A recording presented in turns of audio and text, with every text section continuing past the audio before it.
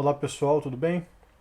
Nós vamos falar hoje sobre a matéria de Teoria Geral da Administração, Histórico da Administração. Inicialmente eu vou falar aqui que a palavra administração, o tema administração, ele já aparece 1300 anos antes de Cristo, já tem lá registros no Egito, na China, falando sobre o ato de administrar, o que seria a burocracia pública, o que seria uma boa administração pública. Então, esses registros já estão desde aí de antes de Cristo. E as influências, principais influências da administração.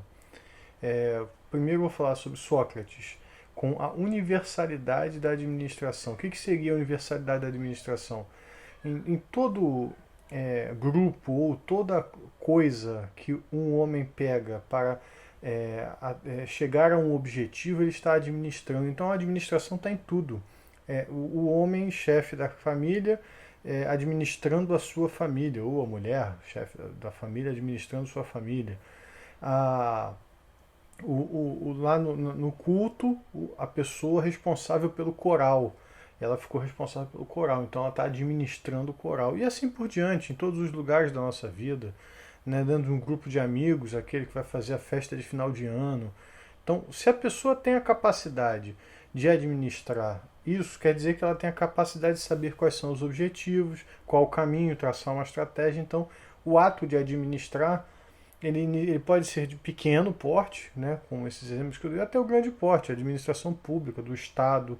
Então, a universalidade da administração está em todos os lugares. Platão, que foi discípulo de Sócrates, ele fala um pouco sobre a administração pública e fala também sobre o princípio da especialização. O que é o princípio da especialização? Quando a coisa começa a crescer, começa a ficar maior, há necessidade de especializar, de se especializar aqueles que vão fazer o trabalho. Então a divisão, aquele que sabe vem para cá, aquele que vai para lá vai dividir. Então especialização do trabalho. Aristóteles, que já é discípulo do Platão, ele já fala sobre formas de governo. Né? Então ele fala sobre monarquia, monarquia mal empregada. Monarquia é o quê? O governo de um só. Né? Mal empregada, ela redunda em tirania, aquele que governa para si. Aristocracia, que é o governo de um grupo, né? Mal aplicado, descamba para a oligarquia. Então aquele governo que o grupo usa para se manter no poder e explorar a outra classe. Democracia o que seria o governo do povo, né? Que ele tem um representante lá. Se ele também mal aplicado, ele degenera para anarquia, falta de comando, falta de poder. Então ele já fala sobre esses assuntos de forma de governo. E aí tem Francis Bacon, que aí já traz o princípio da prevalência do principal sobre o acessório. O que é o princípio da prevalência do principal sobre o acessório? Em qualquer coisa que você for analisar ou for observar, existe aquilo que é principal, ou seja, aquilo que é o cerne, faz parte e deverá ser dado a importância para ele, daquilo que é o acessório, ou coisas eventuais, casuais, que foram acontecidas ao acaso, ou em decorrência de. Então, a gente deve observar, deve dar atenção àquilo que é principal, para descartando assim o acessório. Separando o joio do trigo, né, fazendo uma brincadeira com isso. René Descartes ele traz princípios do método cartesiano. O método cartesiano é utilizado até hoje como base de muitas ciências atuais. Então, o que são os princípios? Primeiro princípio, dúvida sistemática, ou princípio da evidência. Ele diz o seguinte, que você não vai transformar uma proposição em verdade, algo em verdade, a não ser que você tenha evidência daquilo, que você consiga prová-lo, comprová-lo, ter evidência daquilo. Análise ou decomposição. Como você vai, né, ter essa evidência? Você vai pegar a coisa e vai decompor, vai esmiuçar em pequenas partes, na menor parte possível, para que você consiga entender aquela parte. E aí vem o próximo princípio, que é síntese ou composição, inverso do anterior. No momento em que eu cheguei lá na unidade e entendi aquilo que está na unidade, eu começo a unir e observar o funcionamento do todo e entender assim o funcionamento do todo. Primeiro eu vou na parte, bem específico, entendo como a parte funciona, depois eu vou me afastando e vou compondo para entender como aquelas partes interagem entre si, síntese ou composição. E por último, o princípio da enumeração e verificação. Eu vou enumerar, vou controlar, vou fazer lista, vou fazer tudo para que eu não deixe de analisar nenhuma parte, nenhum pedaço, eu não perca de vista nenhum pedaço. Então esse é o método cartesiano.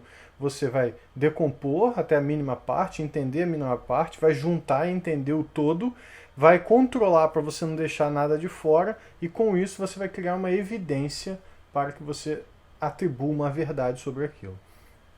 Thomas Hobbes, Jean-Jacques Rousseau e Karl Marx, ambos, os três falam sobre o que seria o poder do Estado, né, sobre a sociedade. O Hobbes, o Thomas Hobbes, ele entende, ele tem uma visão pessimista da humanidade, então ele entende que o indivíduo sozinho, se deixar ele sozinho, ele vai manter em estado de guerra, ele vai sempre estar tentando ganhar tudo para si, na briga pelos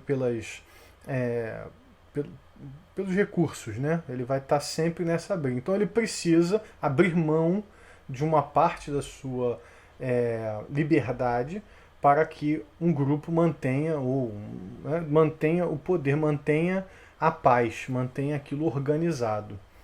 Já Jacques Rousseau não, ele fala, não, o homem é bom. O que deturpa ele é a vida em sociedade. Então a sociedade ela é desse jeito, esses relacionamentos que transformam ela assim numa coisa ruim, e o homem bom, ele chega e ele é afetado. Então, no olhar do Jacques Rousseau, não há necessariamente uma necessidade, é um contrato social no qual os indivíduos eles aceitam aquele poder. E Karl Marx ele já tem um olhar mais do lado seguinte: aqueles que estão no poder, eles são uma classe social exploradora de quem não está no poder, né? Está explorando as pessoas que estão embaixo e estão se mantendo no poder, que é a teoria da origem econômica do Estado. Karl Marx também traz um conceito que é o conceito de mais-valia. O que é o conceito de mais-valia? Lucro. Tudo aquilo que... Karl Marx entendia que o produto deveria ser negociado ao valor, seu valor de custo. Tudo aquilo que é acima do valor de custo é a mais-valia, é o lucro, e é uma forma de exploração daquele que trabalhou para aquele produto ficar feito. Então, ele era contra a mais-valia. E a gente tem aí o general Karl von Clausewitz, me desculpe se eu falei errado, né, que ele é o pai do pensamento estratégico. Ele era um general prussiano e ele entendia que o administrador deve aceitar a incerteza e planejar de maneira a minimizar seus efeitos. Então vou buscar algumas palavras aqui. Aceitar a incerteza. A incerteza está falando de ambiente. Ele está olhando para um ambiente e está entendendo que esse ambiente é mutável e incerto. Ele quer planejar para minimizar o efeito. Isso é análise de risco. É o que ele quer fazer, né? O que ele sugere. Então ele tem uma visão do administrador muito atual, né? Bastante atual. Que o administrador tem que estar aberto a olhar para o ambiente e entender a necessidade das mudanças de planejamento para minimizar efeitos e os problemas causados. Duas grandes organizações que eles têm muitas coisas que influenciam demais a administração. A Igreja Católica, posso falar que é a maior organização que existia no início ali do momento de Revolução Industrial, e as organizações militares. Então, quais são os conceitos principais? Hierarquia, autoridade, né, organização linear. Na Igreja Católica, tanto na Igreja Católica como nas organizações militares, tem um papel do Estado Maior, que é o staff, é aquele que assessora. Ele não toma decisão, mas ele assessora. Então você tem um principal que toma decisão e é assessorado por uma comissão, por um conjunto, né, de especialistas. A Igreja Católica e as organizações militares também trazem a coordenação funcional, né, especialização, unidade de comando. O que é a unidade de comando? Apenas um chefe para cada liderado. O liderado ele não tem mais de um chefe, ele só tem um comandante. Então não tem dúvida na hora de seguir quem ele vai se reportar. Centralização do comando, as decisões são tomadas por quem tem total e controle e visão sistêmica. Descentralização da execução, as pontas executam. Estado-Maior Staff, já falei. Princípio da direção, o que quer dizer isso? Todo ente, no caso da organização militar, todo soldado deve saber o que se espera dele e o que é que ele deve fazer. Ele não pode ficar perdido a nenhum momento. Então, isso é alinhamento estratégico. E, por fim, a delegação da autoridade. Apesar da centralização do comando, quando necessário, delegação de autoridade para cumprir a missão. Por fim, vamos falar de Revolução Industrial e Liberalismo Econômico, né? Outras grandes influências para a administração. A Revolução Industrial, que aconteceu ali em 1780 a 1860, na primeira fase, ela vem dar um baque na sociedade atual, daquele momento. Traz a máquina a vapor e essa máquina provoca substituição do homem pela máquina e saem muitos postos de trabalho. Os principais insumos são carvão e ferro, né, nessa revolução. E na segunda etapa, ela não é tão impactante quanto a primeira. Né? A segunda etapa tem um impacto, obviamente, a entrada do motor de combustão interna, que substitui a máquina a vapor, a eletricidade, que substitui o carvão, e o aço, substituindo o ferro. E aí a gente olha mais para a especialização do operário. O operário vai ficando cada vez mais especialista. E a Revolução Industrial promove o quê?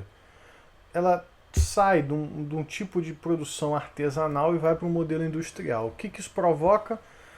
Uma produção absurda de produtos. E esses produtos precisam ser vendidos, precisa de mercado. Então há uma necessidade, um imperativo de ampliação de mercados. E aí nada mais adequado do que um novo pensamento que é o pensamento do liberalismo econômico, que prevê o quê? A menor influência do Estado sobre a economia, né? Livre concorrência, e é isso que ela prega. Então, em um momento em que a Revolução Industrial transforma a produção e há um excesso, uma oferta gigantesca, há uma necessidade de mercado, o pensamento aparece aí o pensamento liberal econômico para mudar as formas. Por quê? Porque vinha de uma modelo anterior de civilização era um modelo Idade Média, né, organizado em feudos. Eles estavam abrindo agora, estavam se tornando estados nesse momento. Então, um pensamento protecionista, voltado para si próprio. E o liberalismo econômico está falando o quê? Não, você tem que abrir as portas, livre concorrência, o Estado não deve interferir na economia e assim por diante. Bem conveniente para a época, né? Como é que a teoria geral da administração enxerga o administrador? O administrador é um cara que tem habilidades, competências, chamadas competências duráveis, e desempenha papéis. Então, quais são as habilidades? Conceituais, técnicas e humanas. O que é conceitual? Saber aplicar o conhecimento na tomada de decisão, nas suas ações, né? Técnicas é saber utilizar o seu conhecimento de métodos e técnicas e equipamentos para fazer alguma coisa, para realizar uma tarefa. E habilidade humana é a parte de relacionamento interpessoal e grupal. Quais são as competências esperadas do administrador? Competências duráveis. Conhecimento, saber, né? Saber fazer, ou seja, colocar o conhecimento em perspectiva, ou seja, aplicar o conhecimento. Saber analisar, né, que é saber fazer julgamento, até porque o administrador é um tomador de decisão, ele está o tempo todo tomando decisão. E por último, a atitude, que é saber fazer acontecer, é o agente de mudança, é ser empreendedor, é fazer a coisa mover.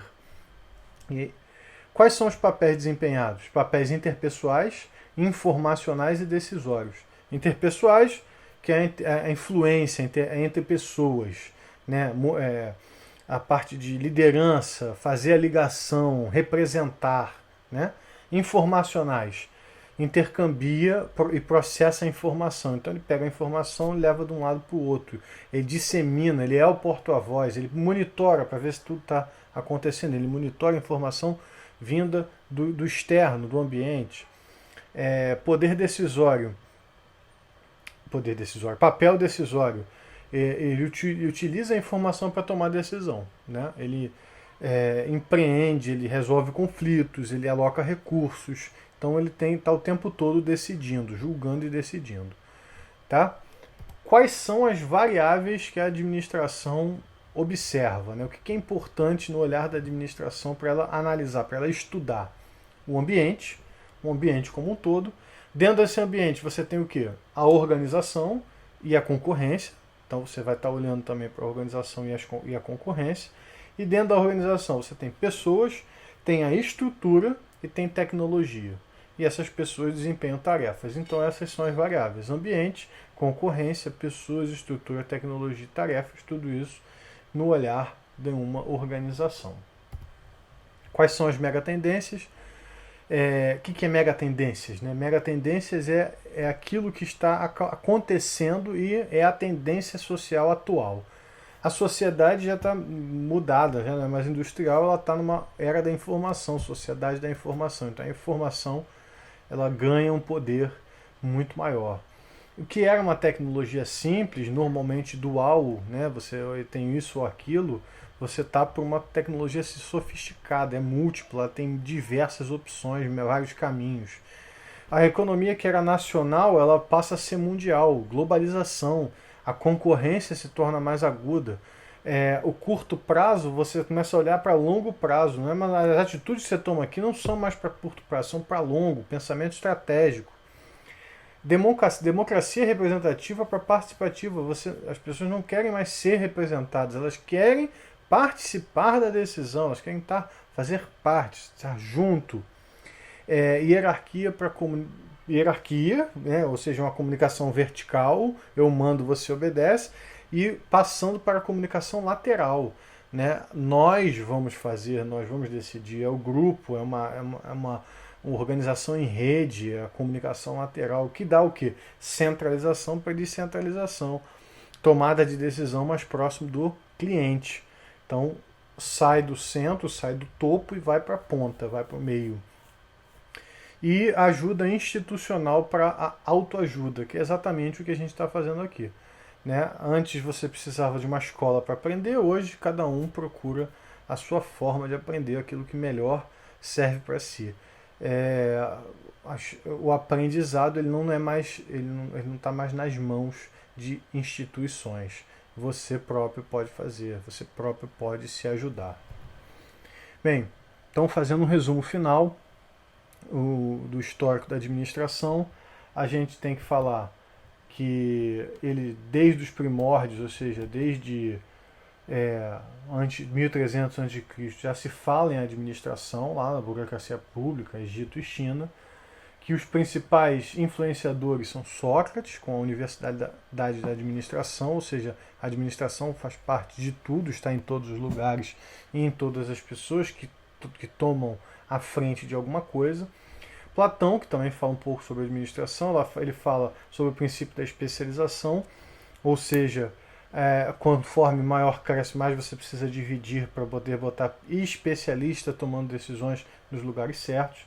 Aristóteles fala das formas de governo: monarquia, governo de que é o governo de um só, mal executado ou mal aplicado, ela redunda em tirania.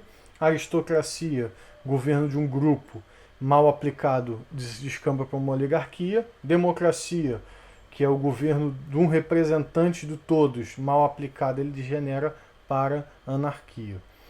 Francis Bacon traz o princípio da prevalência do principal sobre o acessório, ou seja, dentro de um acontecimento existem aqueles acontecimentos principais e aqueles que não são principais, são acessórios, ou seja, acidental, aconteceu ao acaso. Você tem que separar e focar naquilo que é principal. René Descartes traz o método cartesiano e os seus princípios, né, que é o que? Você tem uma dúvida sistemática, ou seja, você precisa de uma evidência para entender algo como verdade. Análise ou decomposição, você vai pegar o todo, vai quebrar ele na menor parte, entender a menor parte. Depois você vai ter a síntese ou composição, você vai juntar as partes e vai tentar entender o todo e como aquelas partes interagem entre si. E enumeração, você vai controlar, enumerar, tabelar tudo aquilo que você fez para não deixar nenhum pedaço para trás. Método cartesiano. Thomas Hobbes fala, e Jacques Rousseau e Karl Marx ambos falam sobre a origem do poder do Estado e com 3 visões diferentes. Na primeira, você tem uma visão pessimista da humanidade, o indivíduo sozinho ele produz somente guerras e destruição, precisa de um poder central para controlar e manter a paz. No segundo, o homem é bom, a sociedade é que quebra ele, que deturpa ele, e ele faz um contrato, ou seja, ele concorda com um grupo ali para controle, é um contrato social, e Karl Marx já diz o seguinte, não, classe social que está no poder é a classe exploradora, ela se mantém no poder e controla aquela que está abaixo dela.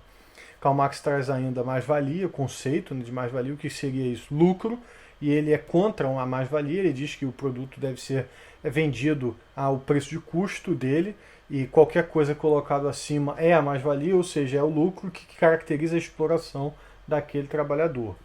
Tem o general Karl von Clausewitz, que é o pai do pensamento estratégico, e ele já tem um olhar que o administrador deve aceitar a incerteza, planejar de maneira a minimizar os seus efeitos. Então é um pensamento já considerando o ambiente, considerando as ameaças do ambiente e considerando que ele vai fazer uma análise de risco e vai minimizar os seus efeitos. As grandes organizações que influenciaram a administração, Igreja Católica e Organização Militar, né, com hierarquia de autoridades, eficiência e simplicidade, unidade de comando, a parte de staff, centralização de comando, a coordenação funcional, princípio de direção, descentralização da execução e delegação de autoridade. Revolução Industrial, em 2 etapas. A primeira etapa substitui o homem pela máquina a vapor, carvão e ferro. E no segundo momento, máquina a vapor é substituída pelo motor de combustão interna, a eletricidade aparece e o aço no lugar do ferro. E aí o operário fica cada vez mais especializado. A Revolução Industrial ela sai do modo de produção artesanal para um modelo industrial, a quantidade de produtos inunda o mercado, há uma oferta em demasia, e aí o que acontece? A necessidade de ampliar mercados. E com isso vem o pensamento do liberalismo econômico, que é um pensamento que diz e fala sobre a mínima intervenção do Estado e a livre concorrência. A administração, teoria geral da administração, olha o administrador como uma pessoa que possui 3 habilidades, competências e papéis, desempenha papéis. Essas habilidades é o conceitual, é saber utilizar aquilo que é abstrato como guia das suas ações. Habilidades técnicas, que é saber fazer algo utilizando equipamentos, utilizando técnicas e métodos. E habilidades humanas, é a facilidade de se interrelacionar. O administrador tem que ter competências duráveis, que seriam conhecimento, saber fazer, que é colocar o conhecimento em perspectiva, aplicar o conhecimento, saber fazer acontecer, que é atitude, ter atitude, é ser um agente de mudança, e saber analisar, saber julgar. Por quê? Porque o administrador é um tomador de decisão. E ele desempenha 3 papéis. Interpessoal, entre pessoas, ele influencia pessoas, ele interage com pessoas, ele representa as pessoas, ele lidera as pessoas, ele faz a ligação. Papéis informacionais, ele intercambia, ele processa a informação, ele monitora, ele dissemina ele é um porta-voz de informação. E papel decisório, ele utiliza a informação para a tomada de decisão. Por quê? Porque ele empreende, ele resolve conflitos, ele aloca recursos, ele negocia, então ele está sempre decidindo. As variáveis básicas da administração é um ambiente que tem 2 outras variáveis, que é a organização e a concorrência. Dentro da organização você tem pessoas, estruturas e tecnologia, e as pessoas desempenham tarefas. Essas são as variáveis da administração. E as megas tendências para o administrador a sociedade industrial para a sociedade da informação, já está acontecendo. A tecnologia que era simples agora ela é sofisticada. A opção que era dual ou poucas opções passa a ser múltiplas opções. A economia nacional para mundial, globalização, concorrência mais aguda, curto prazo para longo prazo, planejamento, as atitudes são tomadas pensando no longo prazo. As pessoas não querem mais ser representadas, elas querem participar. As hierarquias passam por uma comunicação lateral, descentralização, centralização para descentralização, e a ajuda institucional para autoajuda. As instituições vão perdendo força quando se fala em conhecimento e as pessoas vão tendo a capacidade de próprio buscar o seu conhecimento.